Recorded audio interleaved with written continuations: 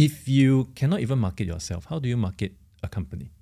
I still get PTSD when I think back of the many different times when tomorrow is payday and there's not enough money in the bank today. It's not a good feeling. I was telling myself not to fall asleep.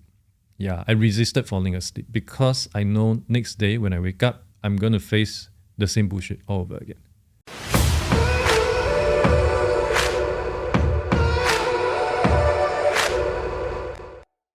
Hi everybody, I'm Edric and welcome to the EP.IC Podcast, the podcast where anybody can inspire everybody. So thanks again for joining us this season, and it's going to be a very unique one because we're going to be talking a little bit more about employer wellness. Yeah, you heard me right. Employer wellness. Everybody talks about employee wellness, but who cares about the bosses? So that being said, in this particular season, what we're going to be focusing on is about how business owners and business leaders, number one, can take care of themselves, deal with the adversity that they face on a daily basis, understand what goes on, what challenges people face, and how you can overcome them, about your mental health, and also how sleep can impact you in the best of ways, just so that we can recover and do this all over again the next day. Onto the podcast this week, we've got Adrian. Now, he's not an unfamiliar face or voice for that matter. He's an entrepreneur, he's a CMO, as well as an FMO, a fractional marketing officer. He's also a podcaster, you've probably heard him before, and most recently, he's an author of the book, No More Bosses. Adrian, thanks so much for joining the podcast. Thanks, Edric. Thanks for having me. All right, so, when we talked about doing this and your book came out, No More Bosses, and coincidentally, I was already thinking about the kind of stresses that we were all going through as either a salaryman or as a business owner. So I wanted to pick your brain on that and deep dive into how you dealt with it, opening up multiple businesses, one after another, and then after that, dropping it all to write your book. Again, aptly titled No More Bosses, available now on whatever platforms. Okay, so make sure you get it. But, plugs aside and jokes and all that, I want to hear your life story. I mean, through the book in itself, I know you started off, 24 years of age, you decided you wanted to be an entrepreneur, right? You needed seed capital. I don't know where you got it from. Could you run us through that process and tell us your story? Sure. I'll actually go back a few more years before I was 24. I joined a couple of .com. So for the younger listeners, .coms are the modern day tech companies.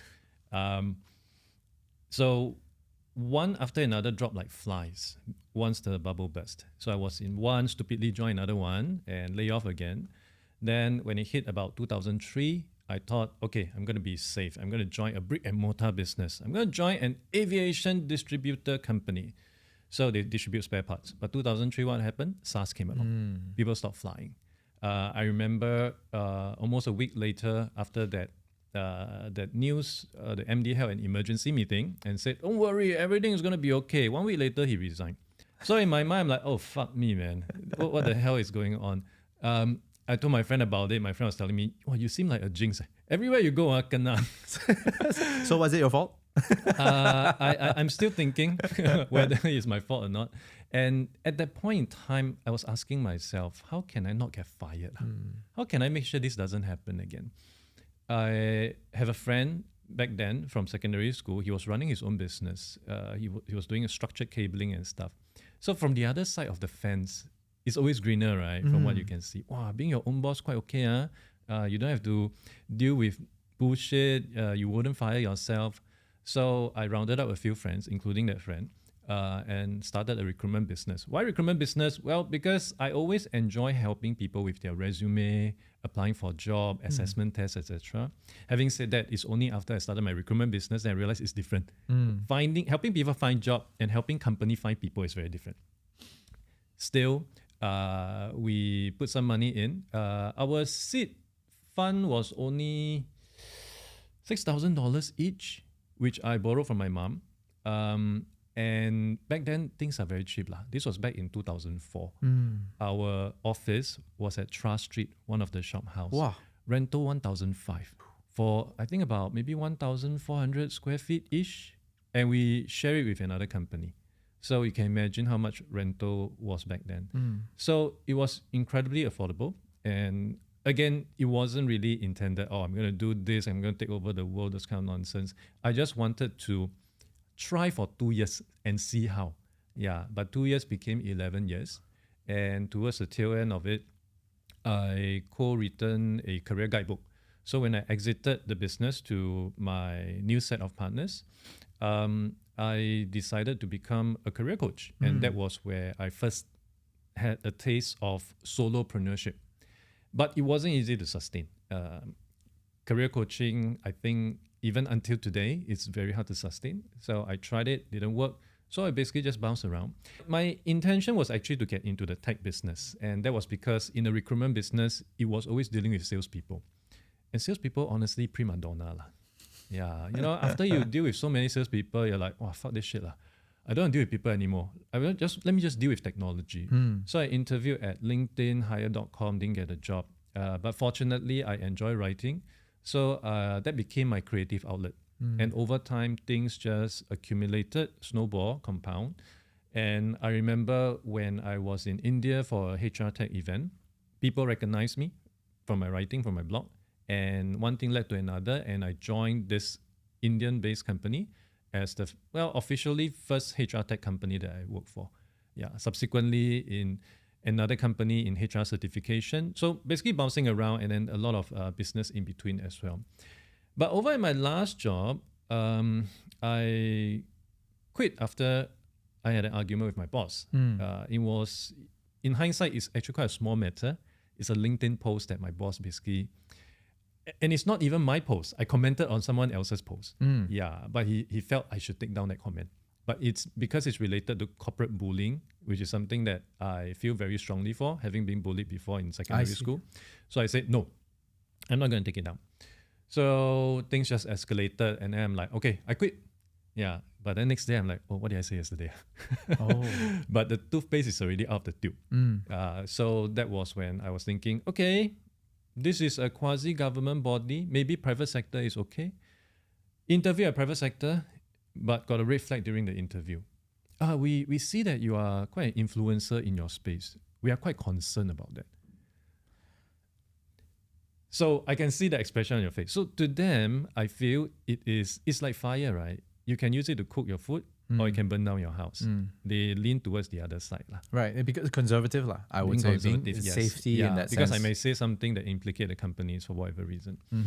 So that tells me, okay, I think I'm done with this. I'm unemployable. No matter where I go, there's always some form of bullshit that I don't think I can tolerate anymore. Let me just try to do things on my own term. But I want to be a solopreneur. I don't want to manage people, because I always tell my friends I can barely manage my kids, let alone other people's kids. So I put out a SOS on LinkedIn. I'm going independent, any collaboration. And within a month, I got 3 engagement, 3 retainer, over and above the 2 teaching assignments that I had. And so far, it has been 2 years plus, coming 3 years. I've dropped the teaching assignment, but I still have the fractional marketing gigs. Right, which is marketing sumo, right? Yep, that's right. Curious now, you've moved from so many industries, I would say, right? In this sense, but how did you get into the marketing game? You weren't there in the first place, what? I mean, you had recruitment experience, but where did the marketing side come from? Because I was a business owner, so I managed the marketing aspect of the business over and above many other stuff. I wash the toilet as well. But I think it is something that I always have a stronger interest in, because it's something that I studied in university. And it's something that I applied from my recruitment business, career coaching, my consultancy business, so on and so forth. But it's really over my last 2 jobs that I took on a more active role in trying to market on behalf of my employers back then. And I also have friends who would tell me, hey, marketing seems to be your superpower. And the other thing is, since my recruitment business, I have only sold and marketed to HR department. So I put those 2 things together. I'm thinking, hey, this could be an interesting niche. And it could be a niche where I could be number 1 in a category because there's no one else.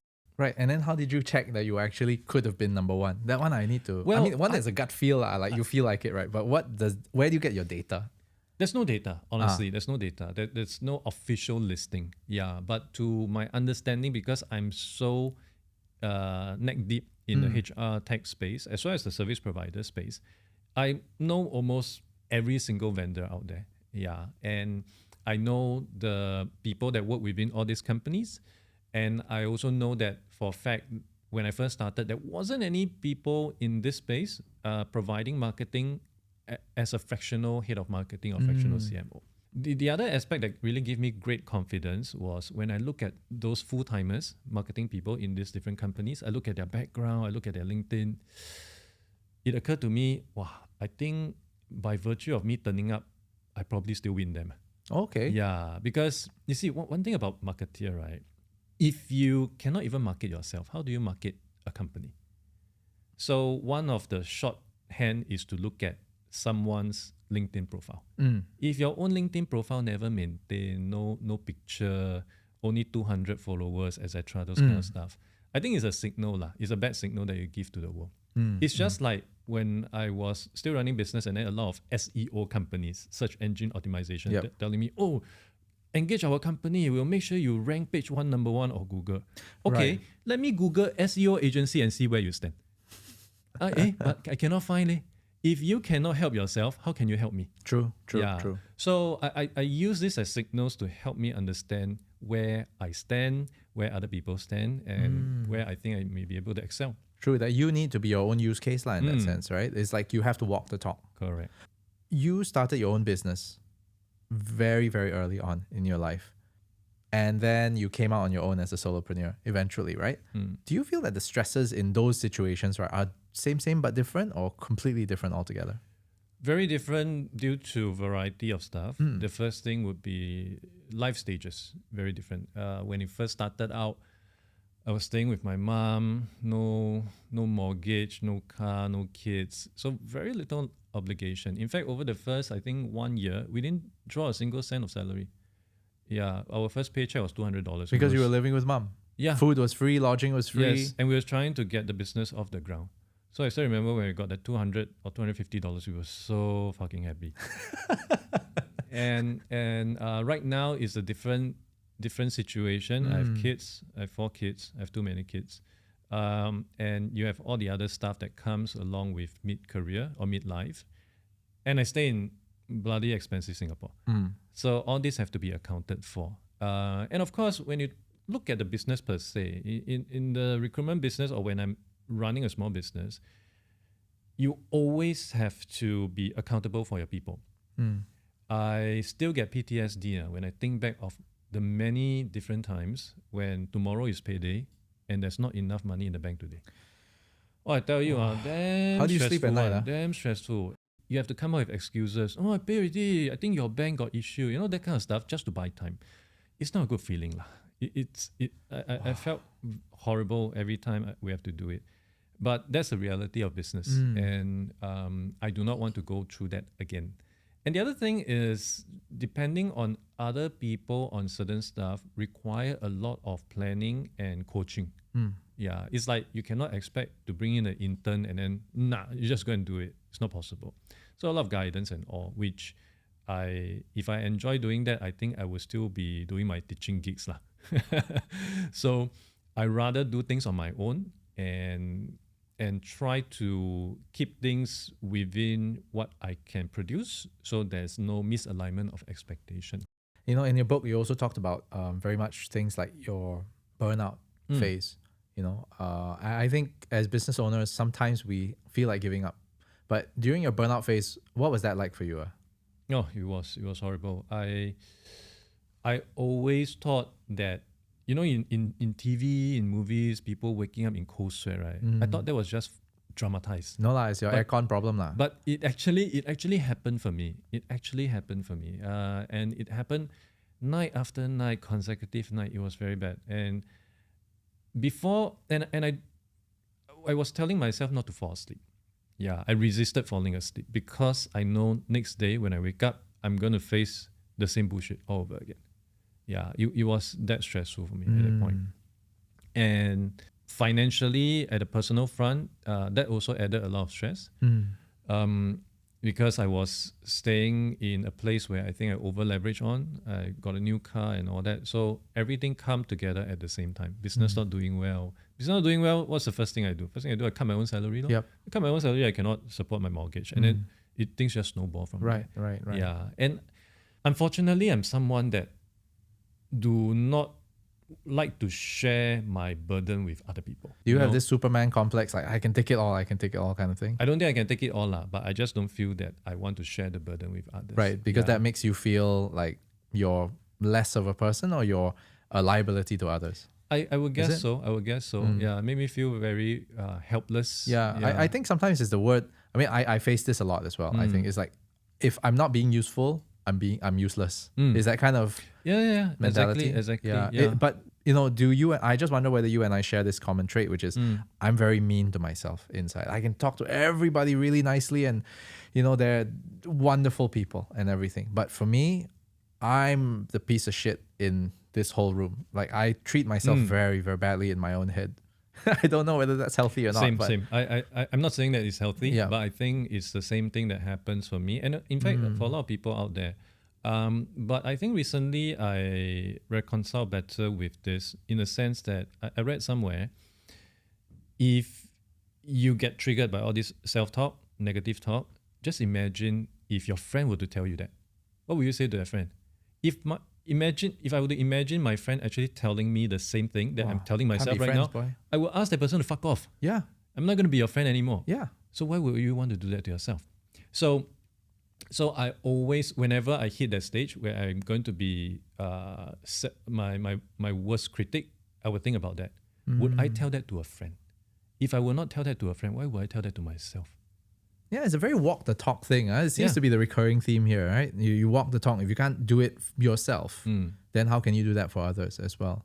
It's a very interesting thing, when we talk about that. Now, again, circling back to the damage that it dealt to you when we went through burnouts and everything, with the mortgage, the car, everything. So you couldn't sleep at night, and how did that lead to your daily function after that? My coping mechanism was just drinking a lot, smoking a lot. Yeah, it's how I try to cope, and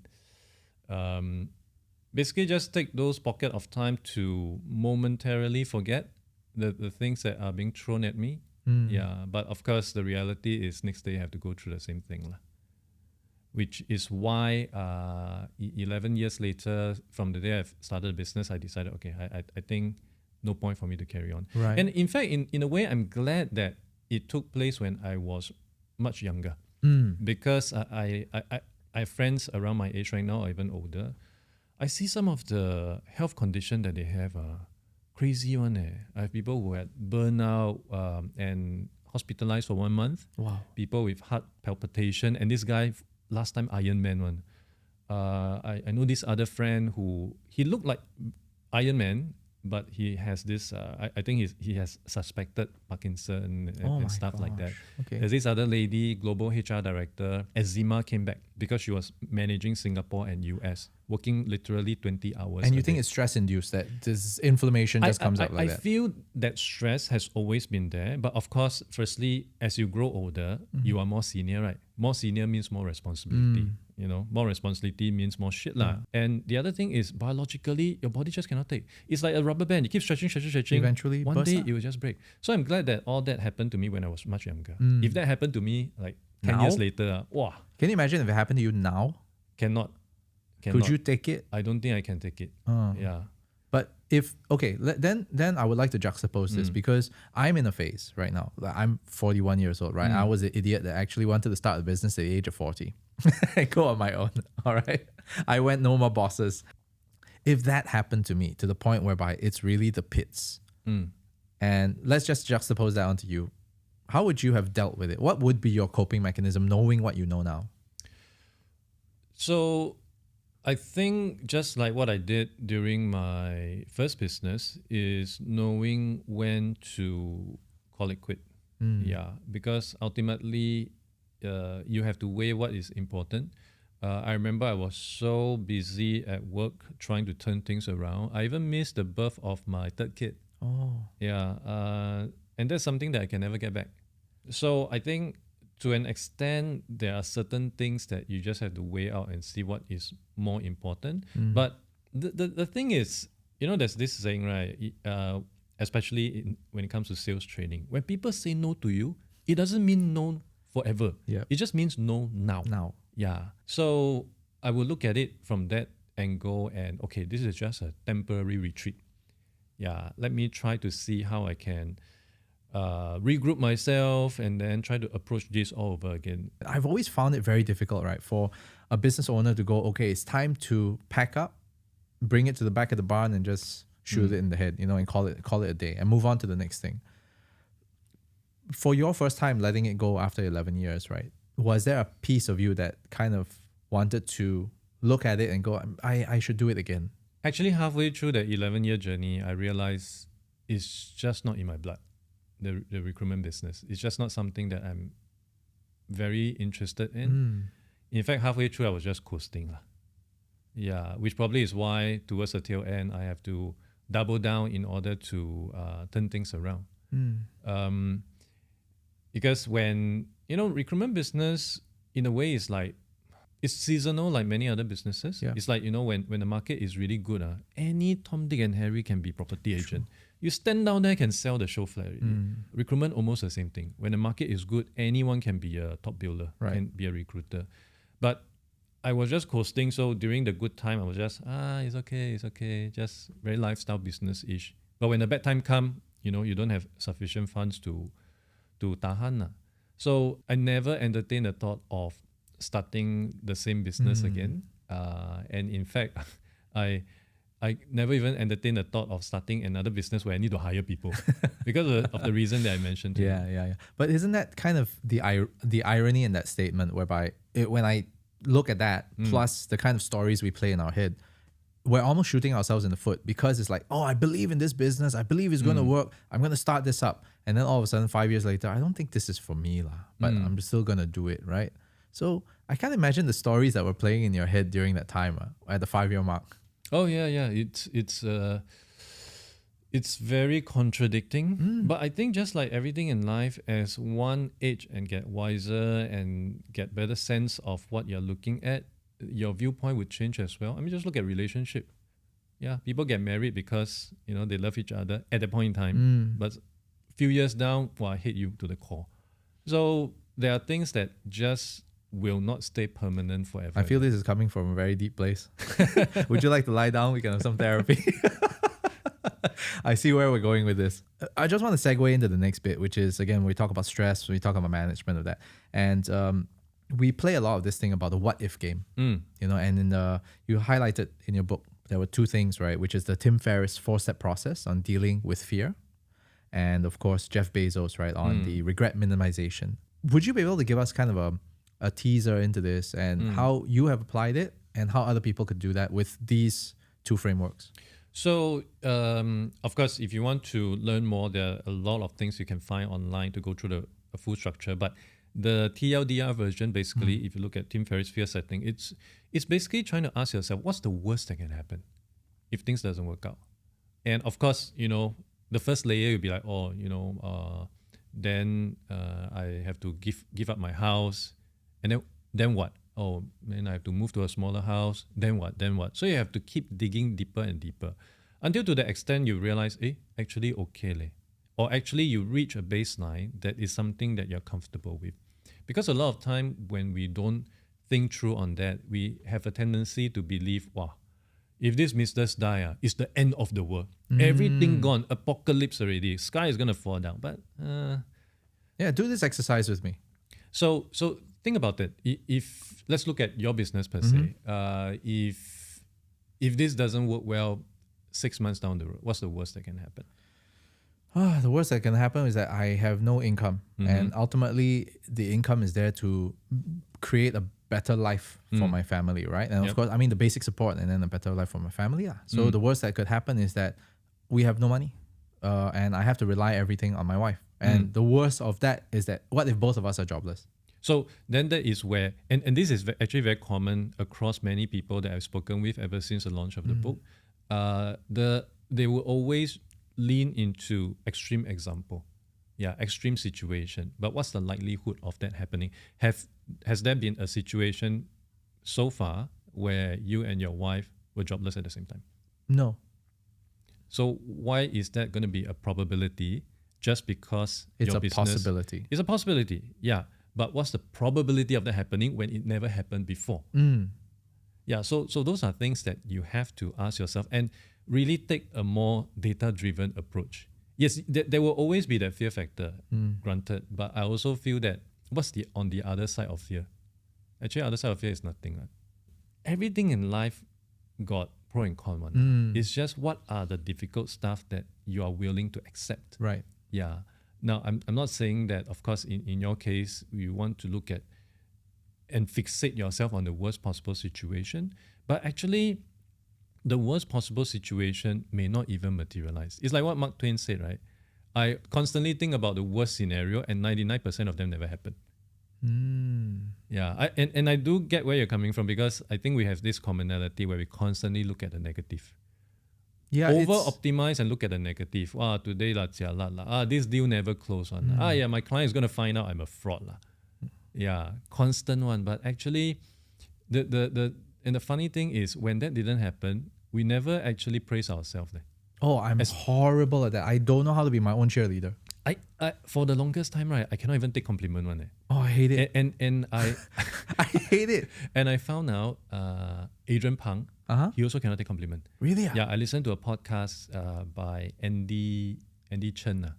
When we was still doing a podcast, he invited him in, and he was basically lavishing praise on Adrian and all that. And even though it was just an audio podcast, you can hear how uncomfortable Adrian is.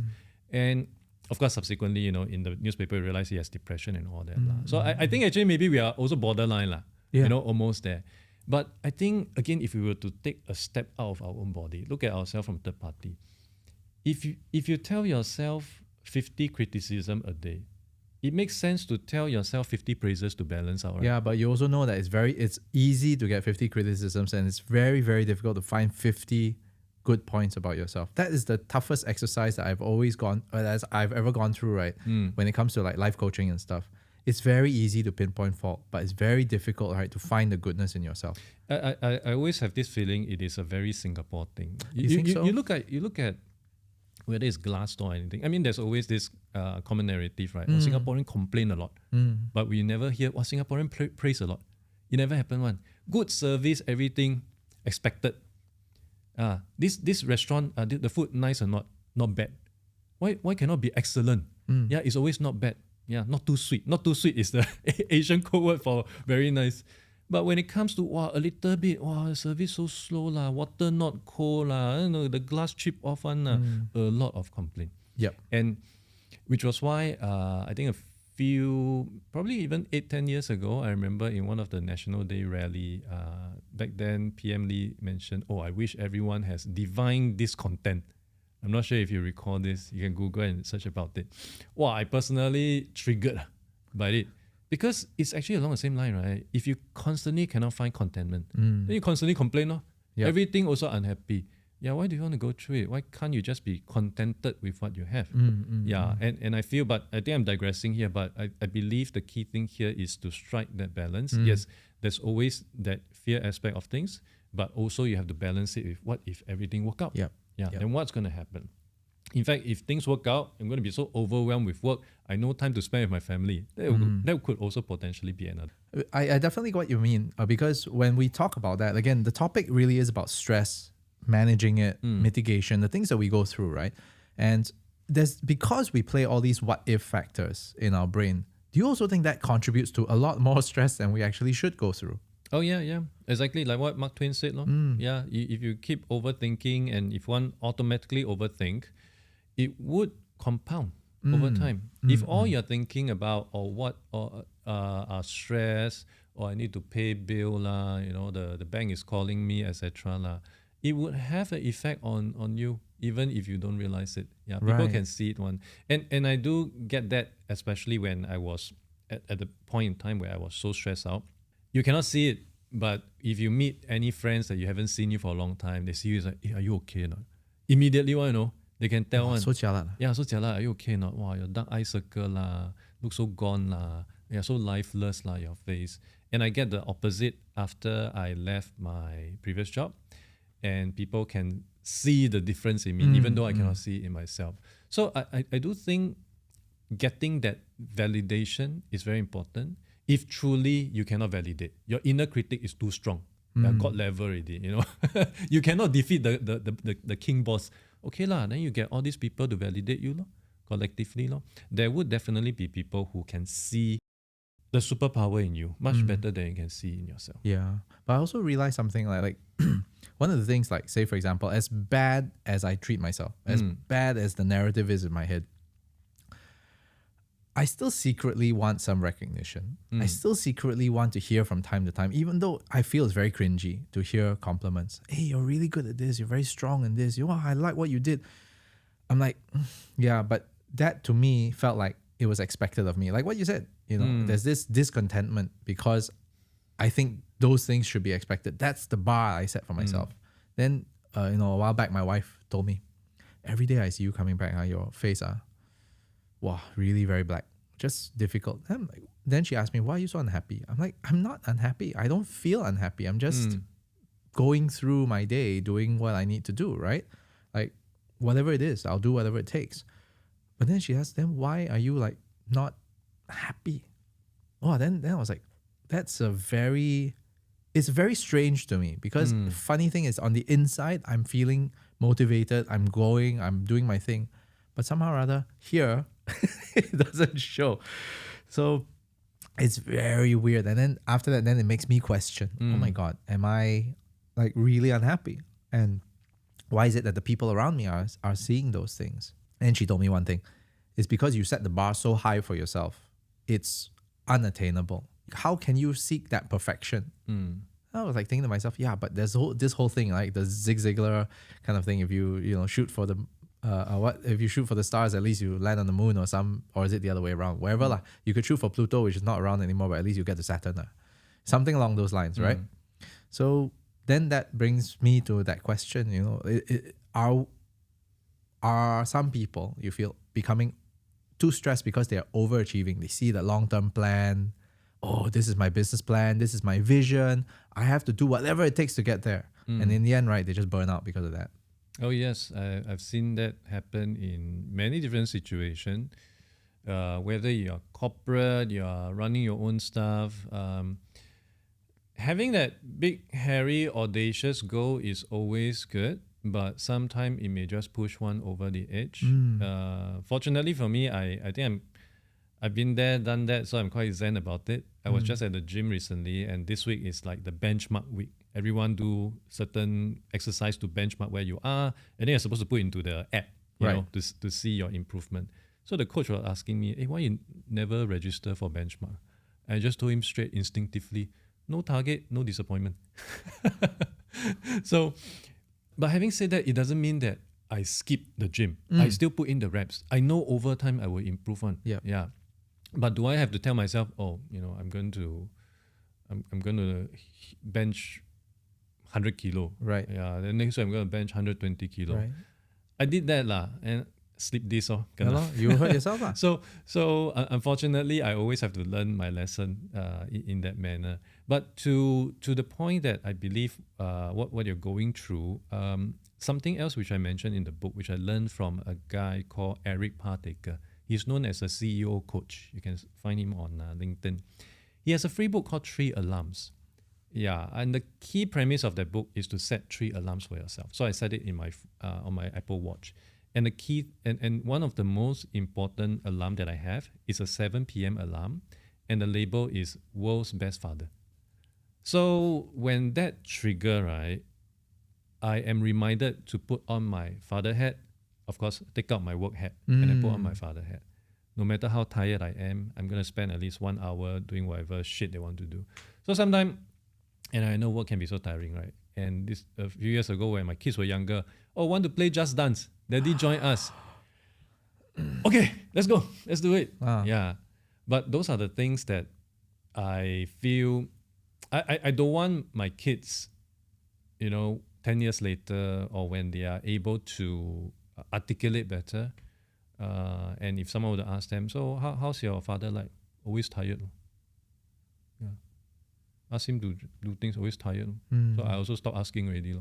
Yeah, so those are the things that I want to prevent. And I believe maybe it came from the fact that my dad, being a previous generation, would always be very stern, very stoic, hands off, not at home, that kind of stuff. If you're at home, means that you're not working. If you're not working, it means that you're not bringing bread home. Yeah. No, the good thing is right now you can work from home, right? So Yep. I'm doing both. But of course, it is when you work from home, it's also quite easy to overwork, right? Because you are constantly at your study table or wherever you are, and those are the things that you want to detach yourself from. And I think having that alarm or some reminder would be very helpful, even if it means I have to put on a mask just to smile for everyone. I think you have to do it, because the consequence of not doing it is something that may be harder to live with and harder to course correct. True. And what are your other two alarms?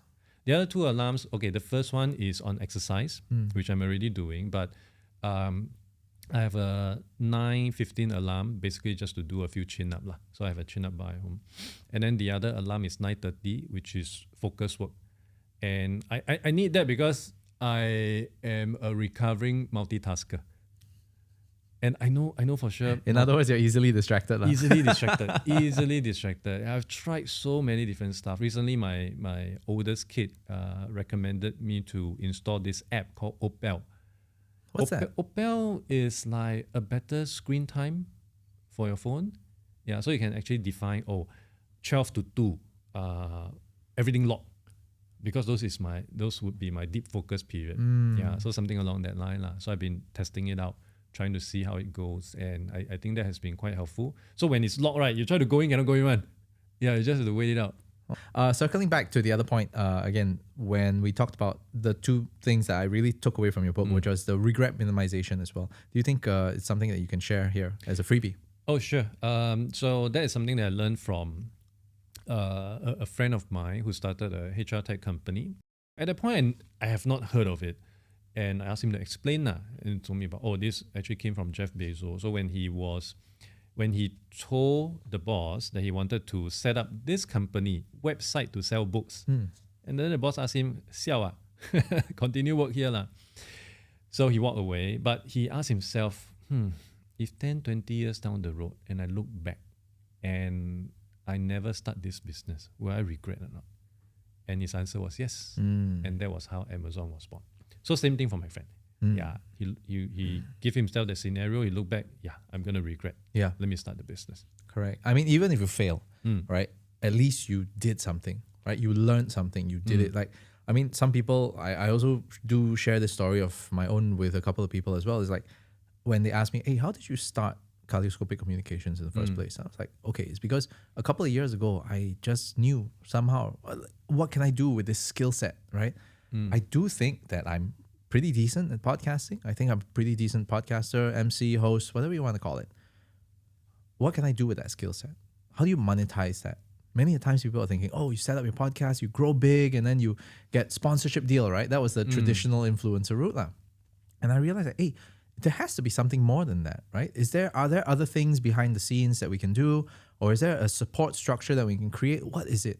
So just doing the podcast month after month, week after week, whatever it is, 2 years later, really, I kid you not, it's just 3 a.m. in the morning, wake up, bam, I got it. Because why? I had the idea and also a voice in my head that said, if you don't do this now, you're going to regret it the rest of your life. Then I knew, okay, whatever shit that's being thrown at me, I have to go through this and at least know that I did my very best. Fail, never mind. But if I succeed, this means a better life for my family. And like you, no more bosses. I don't have to deal with the corporate structure. But the irony is, starting out, you make a lot less money than you would staying in a cushy job and dealing with bosses. Right. So therein lies the conundrum, do I do this is this for myself or is this really for my family? What is it really for? And these are the crazy narratives that I have. Again, I use the word crazy very loosely here. But really, this is the kind of dialogue that goes in and it's a non-stop thing, right? Do you go through that as well? Oh, yeah. It's a common thing. But I think I also learned that money is yes, as much as it is important, especially in a place like Singapore, it should not be everything one optimized for. I've been to my book talk, some other events as well, and I always get this question: how do you get more money? How do you make more money? Being a solopreneur, self-employed, and all that. I don't really have a good answer to it because I optimize for freedom. I don't optimize for money. Not that money not important. Money is important, but how much money is important? But you know how much is enough, or at least what is your benchmark that you need? Yes, of course, you have to have some lifestyle adjustment. That one is a given. But I've also seen, of course, people who just accumulate more money. Then what do you do with money? You probably have known people who have so much money. Then what do?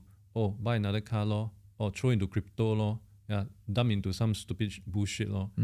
Then what's the point, right? Yep. Yeah, you just want to keep growing it, but you don't use it. Yeah. And what do you want to do? Keep it for the next generation? What is it? I have a friend, maybe it's somewhat adjacent. So he has been optimizing his purchases for airline miles so that he can exchange it. But every time he exchanges, like, hey, but if I exchange, then I cannot make use of this new SIA promotion, which the fare is cheaper.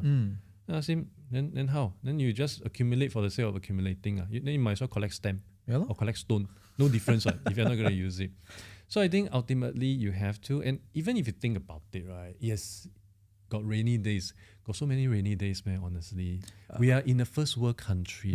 We are not facing threatening neighbors. We're not at war. We're not in a war zone. Yeah, I mean, COVID, yes, affect everyone. We get vaccine first. So why are you so worried when people in other less developed countries are more, they have more free will. They're much more happier than you. Yeah, I agree with you. So I think people may tend to over-optimize the amount of money. I actually reserved this book from the library, but I think the queue is so bloody long. It's titled Die with Zero.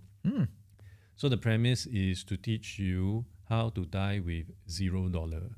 If you could kind of encapsulate all these things in a nutshell about your system to deal, how do you think you'd be able to just highlight these things, like a couple of salient points that others people could use? Deal with stress. Overall, it's also not to take on too much. And I realized the power of saying no. Over the past 2 months, I said no to 3 different speaking assignments. Well, firstly, they're all free. So shout out to all the company. Don't be cheapo. If you want speaker, bloody pay for it. So excuse me, collaboration. Collaboration. Pay you with publicity. Collaboration. That's the key. That's the buzzword. My hawker store only take CDC and money. They don't take publicity, unfortunately. So a lot of stuff I would just say no to. I always control myself when it comes to shiny object syndrome, which I know I do have. And that will help you to reduce time, to take those time and spend on something else more meaningful. Right.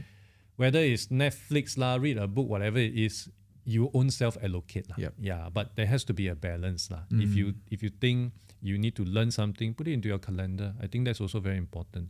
Because something when you think about work, right, is if you keep doing the same work over and over again, over time you're going to get better. It's like playing game, right? Yep. Yeah, you will always level up one. Yeah, but you have to put in some effort. Yeah, otherwise it's like the saying, right? Do you have 10 years of working experience or do you have 1 year of working experience repeated 10 times? It's very different. So in my case right now, because I'm doing marketing, I subscribe to so many newsletters.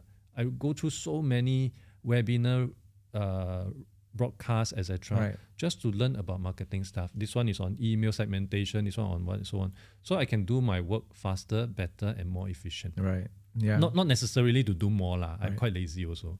So it's basically just to do the same amount of stuff with lesser amount of time. Then you can use that time for something else, whatever there's something else. I see. You put in the initial hours, right, to get more efficient. Then you can optimize, right? So it's the whole like what Bruce Lee said. I don't fear the man who has learned 10,000 kicks. I fear the man who has practiced one kick 10,000 times. Exactly.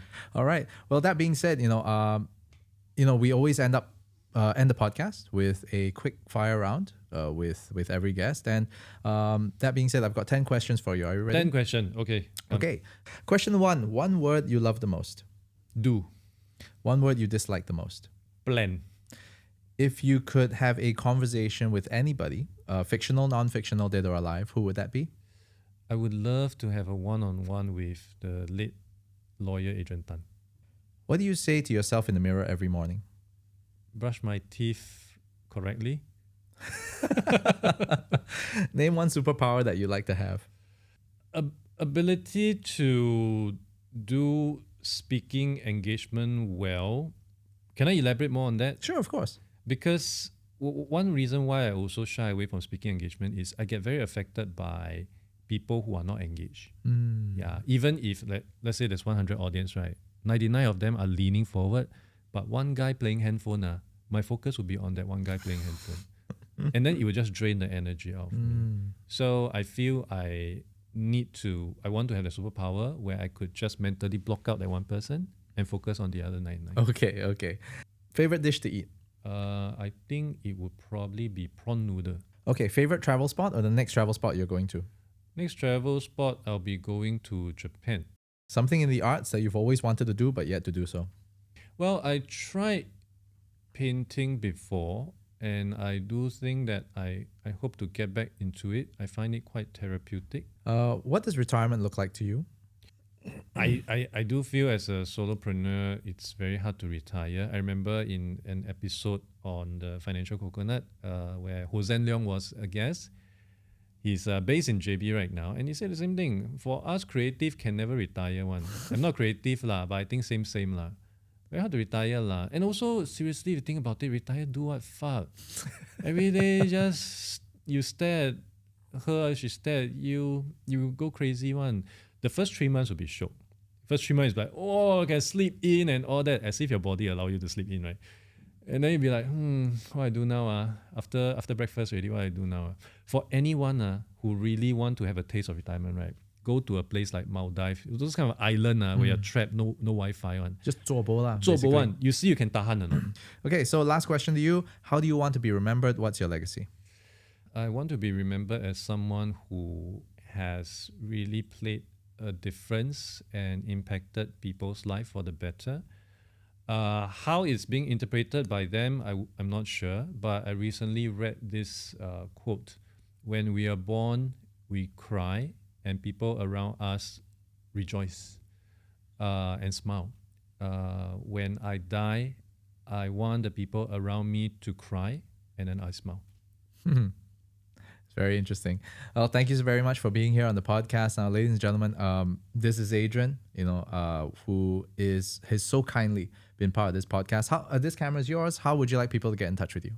I can go to my website, adriantan.com.sg, or you can look up for me on LinkedIn. Although recently I realized I think I cannot LinkedIn jail. People cannot find me on LinkedIn for some reason. In any case, you can go to my website. Okay, so that being said, that's another episode of the EP.IC Podcast. Thank you so much for being here with us. Thank you for listening all the way through to this point. Now, if you want to reach out to Adrian, please do. All right, pick his brain on all these things, all things marketing, all things entrepreneurship, and also please make sure that you pick up a copy of the book No More Bosses. Available in bookshops. Where is it available? I don't know, Amazon, Kinokuniya, Popular, wherever you get books. Okay, cool. That being said, we'll see you in the next episode of the EP.IC Podcast. Bye, everyone.